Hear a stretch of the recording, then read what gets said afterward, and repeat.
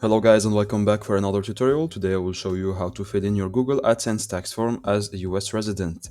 So I made another tutorial for the UK residents. Don't forget to check it out on my YouTube channel and let's get straight into it.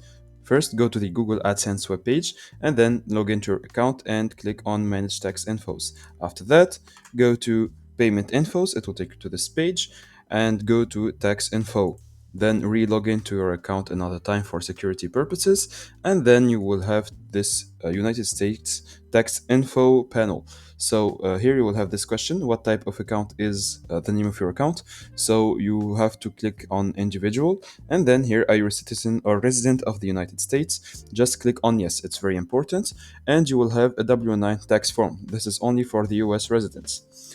Then after you click on the W-9 tax form, just go to Start Form, and here in the tax identity panel, click like your legal first name, so type it here, and then go to your legal last name and type it here also.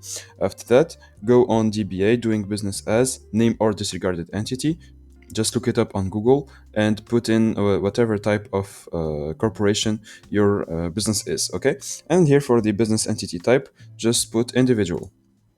After that, go to the taxpayer identification number. So put in your social security number or your TIN. Then click on next. And here in the W-9 tax form, it will put all the informations and make you do a recap of whatever you typed in the form. So the first name, middle name, last name, SSN, etc.